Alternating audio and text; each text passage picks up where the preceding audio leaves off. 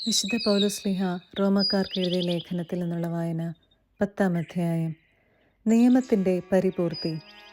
സഹോദരരെ, എൻ്റെ ഹൃദയപൂർവകമായ ആഗ്രഹവും ഇസ്രായേലിനു വേണ്ടി ദൈവത്തോടുള്ള എൻ്റെ പ്രാർത്ഥനയും അവർ രക്ഷിക്കപ്പെടണം എന്നതാണ്.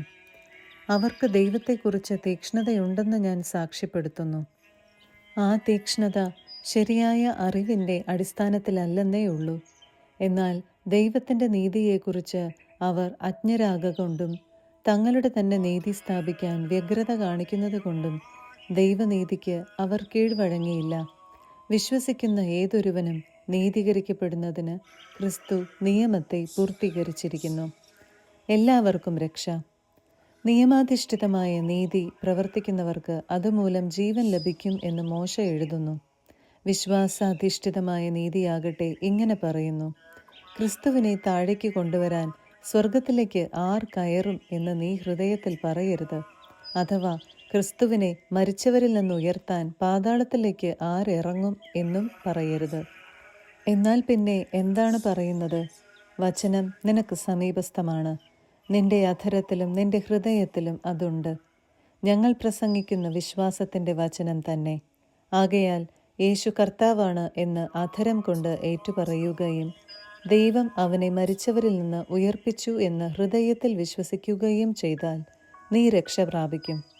എന്തുകൊണ്ടെന്നാൽ മനുഷ്യൻ ഹൃദയം കൊണ്ട് വിശ്വസിക്കുകയും തന്മൂലം നീതീകരിക്കപ്പെടുകയും ചെയ്യുന്നു. അവൻ അധരം കൊണ്ട് ഏറ്റുപറയുകയും തന്മൂലം രക്ഷ പ്രാപിക്കുകയും ചെയ്യുന്നു. അവനിൽ വിശ്വസിക്കുന്ന ഒരുവനും ലജ്ജിക്കേണ്ടി വരികയില്ല എന്നാണല്ലോ വിശുദ്ധ ഗ്രന്ഥം പറയുന്നത്. യഹൂദനും ഗ്രീക്കുകാരനും തമ്മിൽ വ്യത്യാസമില്ല, ഒരുവൻ തന്നെയാണ് എല്ലാവരുടെയും കർത്താവ്. തന്നെ വിളിച്ചപേക്ഷിക്കുന്ന എല്ലാവരുടെയും മേൽ അവിടുന്ന് തൻ്റെ സമ്പത്ത് വർഷിക്കുന്നു. എന്തെന്നാൽ കർത്താവിൻ്റെ നാമം വിളിച്ചപേക്ഷിക്കുന്ന എല്ലാവരും രക്ഷ പ്രാപിക്കും. പ്രഘോഷണവും വിശ്വാസവും. എന്നാൽ തങ്ങൾ വിശ്വസിച്ചിട്ടില്ലാത്ത ഒരുവനെ അവരെങ്ങനെ വിളിച്ചപേക്ഷിക്കും? ഒരിക്കലും കേട്ടിട്ടില്ലാത്തവനിൽ എങ്ങനെ വിശ്വസിക്കും? പ്രസംഗകനില്ലാതെ എങ്ങനെ കേൾക്കും? അയക്കപ്പെടുന്നില്ലെങ്കിൽ എങ്ങനെ പ്രസംഗിക്കും? സുവിശേഷം പ്രസംഗിക്കുന്നവരുടെ പാദങ്ങൾ എത്ര സുന്ദരം എന്നാണല്ലോ എഴുതപ്പെട്ടിരിക്കുന്നത്. എന്നാൽ എല്ലാവരും സുവിശേഷം അനുസരിച്ചില്ല. കർത്താവെ, ഞങ്ങളുടെ സന്ദേശം കേട്ടിട്ട് വിശ്വസിച്ചവൻ ആരാണ് എന്ന് ഏശയ്യാ ചോദിക്കുന്നുണ്ടല്ലോ. ആകയാൽ വിശ്വാസം കേൾവിയിൽ നിന്നും, കേൾവി ക്രിസ്തുവിനെ പറ്റിയുള്ള പ്രസംഗത്തിൽ നിന്നുമാണ്. എന്നാൽ അവർ കേട്ടിട്ടില്ലേ എന്ന് ഞാൻ ചോദിക്കുന്നു. തീർച്ചയായും ഉണ്ട്. എന്തെന്നാൽ അവരുടെ ശബ്ദം ഭൂമി മുഴുവനിലും വ്യാപിച്ചിരിക്കുന്നു. അവരുടെ വചനങ്ങൾ ലോകത്തിൻ്റെ സീമകൾ വരെയും. ഞാൻ വീണ്ടും ചോദിക്കുന്നു, ഇസ്രായേൽ ഇത് ഗ്രഹിച്ചില്ലയോ? മുൻപേ തന്നെ മോശ ഇങ്ങനെ പറയുന്നു: ഒരു ജനതയല്ലാത്തവരോട് നിങ്ങളിൽ ഞാൻ അസൂയ ജനിപ്പിക്കും. ബുദ്ധിയില്ലാത്ത ഒരു ജനത്തെക്കൊണ്ട് നിങ്ങളെ ഞാൻ പ്രകോപിപ്പിക്കും. ഏശയ്യായും ധൈര്യപൂർവം പറയുന്നു: എന്നെ തേടാത്തവർ എന്നെ കണ്ടെത്തി, എന്നെപ്പറ്റി അന്വേഷിക്കാത്തവർക്ക് ഞാൻ എന്നെ വെളിപ്പെടുത്തി. ഇസ്രായേലിനെ പറ്റിയാകട്ടെ അവൻ പറയുന്നത് ഇങ്ങനെയാണ്: അനുസരണമില്ലാത്തവരും ധിക്കാരികളുമായ ഒരു ജനത്തിനു നേരെ ദിവസം മുഴുവനും ഞാൻ എൻ്റെ കരങ്ങൾ നീട്ടി. 11-ാം അധ്യായം. അവശിഷ്ട ഭാഗം. അതിനാൽ ഞാൻ ചോദിക്കുന്നു, ദൈവം തൻ്റെ ജനത്തെ പരിത്യജിച്ചുവോ? ഒരിക്കലുമില്ല. ഞാൻ തന്നെയും അബ്രാഹത്തിൻ്റെ സന്തതിയും ബെഞ്ചമിൻ ഗോത്രജനുമായ ഒരു ഇസ്രായേൽക്കാരനാണല്ലോ. ദൈവം മുൻകൂട്ടി അറിഞ്ഞ സ്വന്തം ജനത്തെ അവിടുന്ന് പരിത്യജിച്ചിട്ടില്ല. ഇസ്രായേലിനെതിരായി ദൈവത്തോട് എപ്രകാരമാണ് ഏലിയ വാദിക്കുന്നതെന്ന് അവനെപ്പറ്റി വിശുദ്ധ ഗ്രന്ഥം പറയുന്നത് നിങ്ങൾക്കറിയാമല്ലോ. കർത്താവെ, അങ്ങയുടെ പ്രവാചകരെ അവർ വധിച്ചു, അങ്ങയുടെ ബലിപീഠങ്ങൾ അവർ തകർത്തു. അവശേഷിക്കുന്നവൻ ഞാൻ മാത്രമാണ്. അവരെൻ്റെ ജീവനെയും തേടുന്നു. എന്നാൽ ദൈവം അവനോട് മറുപടി പറഞ്ഞത് എന്താണെന്നോ? ബാലിൻ്റെ മുൻപിൽ മുട്ടുകുത്താത്ത 7000 പേരെ എനിക്ക് വേണ്ടി ഞാൻ മാറ്റി നിർത്തിയിട്ടുണ്ട്.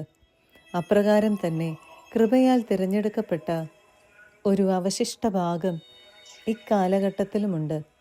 അത് കൃപയാലാണെങ്കിൽ പ്രവൃത്തികളിൽ അധിഷ്ഠിതമല്ല. കൃപയാൽ അല്ലെങ്കിൽ കൃപ ഒരിക്കലും കൃപയായിരിക്കുകയില്ല. അതുകൊണ്ടെന്ത്? ഇസ്രായേൽ അന്വേഷിച്ചത് അവർക്ക് ലഭിച്ചില്ല, തിരഞ്ഞെടുക്കപ്പെട്ടവർക്ക് അത് ലഭിച്ചു. മറ്റുള്ളവരുടെ ഹൃദയം കഠിനമായി പോയി.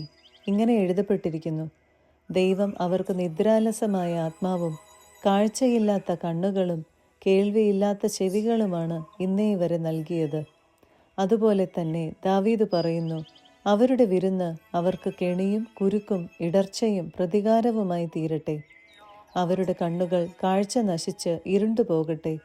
അവരുടെ നട്ടെല്ല് എപ്പോഴും വളഞ്ഞിരിക്കട്ടെ. വിജാതീയർ പ്രാപിച്ച രക്ഷ. ആകയാൽ ഞാൻ ചോദിക്കുന്നു, അവർക്ക് കാലിടറിയത് വീഴുവാനായിരുന്നുവോ? ഒരിക്കലുമല്ല. ഇസ്രായേൽക്കാരുടെ പാപം നിമിത്തം വിജാതീയർക്ക് രക്ഷ ലഭിച്ചു. തന്മൂലം അവർക്ക് വിജാതീയരോട് അസൂയ ഉളവായി. അവരുടെ പാപം ലോകത്തിൻ്റെ നേട്ടവും അവരുടെ പരാജയം വിജാതീയരുടെ നേട്ടവുമായിരുന്നെങ്കിൽ അവരുടെ പരിപൂർണത എന്തൊരു നേട്ടമാകുമായിരുന്നു. വിജാതീയരായ നിങ്ങളോട് ഞാൻ പറയുകയാണ്, വിജാതീയരുടെ അപ്പസ്തോലൻ എന്ന നിലയ്ക്ക് എൻ്റെ ശുശ്രൂഷയെ ഞാൻ പ്രശംസിക്കുന്നു. അതുവഴി എൻ്റെ കൂട്ടരായ യഹൂദരെ അസൂയാകുലരാക്കാനും അങ്ങനെ അവരിൽ കുറേ പേരെയെങ്കിലും രക്ഷിക്കാനും എനിക്കിടയാകുമല്ലോ. എന്തുകൊണ്ടെന്നാൽ അവരുടെ തിരസ്കാരം ലോകത്തിൻ്റെ അനുരഞ്ജനമായെങ്കിൽ അവരുടെ സ്വീകാരം മൃതരിൽ നിന്നുള്ള ജീവനല്ലാതെ മറ്റെന്തായിരിക്കും? ധാന്യമാവിൽ നിന്ന് ആദ്യഫലമായി സമർപ്പിക്കപ്പെട്ടത് പരിശുദ്ധമെങ്കിൽ അത് മുഴുവൻ പരിശുദ്ധമാണ്. വേരു പരിശുദ്ധമെങ്കിൽ ശാഖകളും അങ്ങനെ തന്നെ. ഒലിവ് മരത്തിൻ്റെ ശാഖകളിൽ ചിലത് മുറിച്ചു കളഞ്ഞിട്ട് കാട്ടൊലിവിൻ്റെ മുളയായ നിന്നെ അവിടെ ഒട്ടിക്കുകയും വേരിൽ നിന്ന് വരുന്ന ജീവരസം നീ പങ്കുപറ്റുകയും ചെയ്യുന്നെങ്കിൽ നീ ആ ശാഖകളേക്കാൾ വലിയവനാണ് എന്ന് അഭിമാനിക്കരുത്.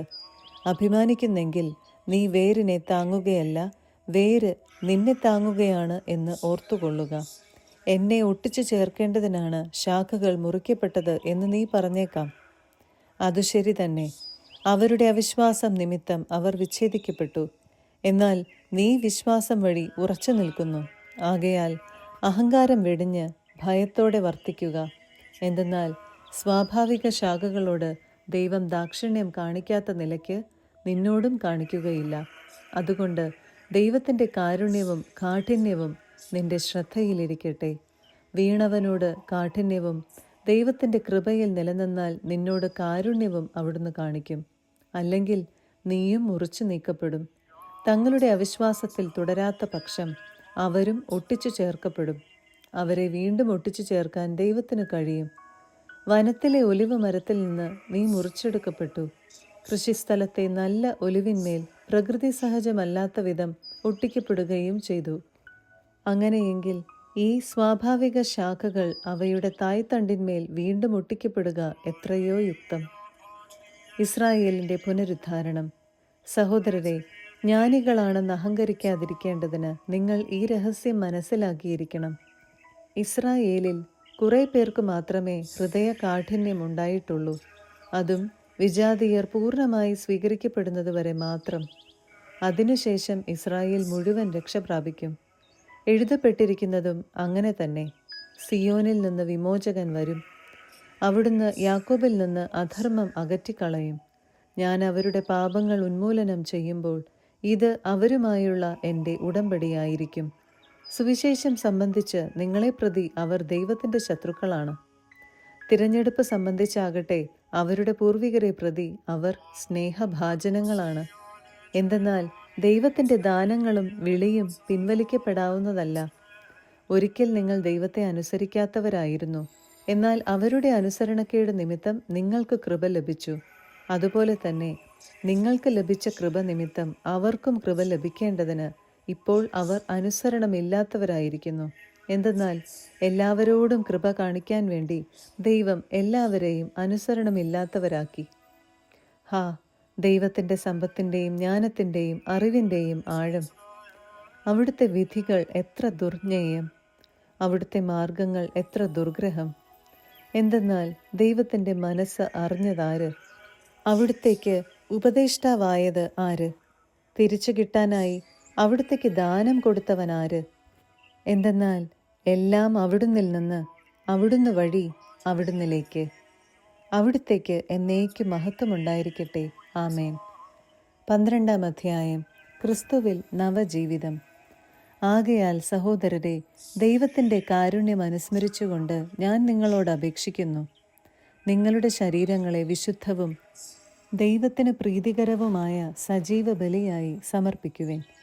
ഇതായിരിക്കണം നിങ്ങളുടെ യഥാർത്ഥമായ ആരാധന.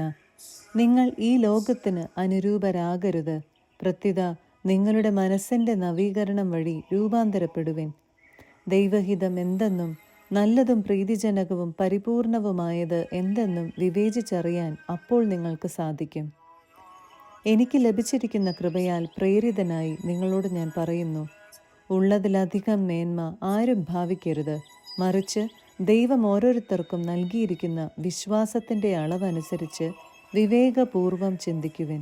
നമുക്ക് ഒരു ശരീരത്തിൽ അനേകം അവയവങ്ങളുണ്ടല്ലോ, എല്ലാ അവയവങ്ങൾക്കും ഒരേ ധർമ്മമല്ല.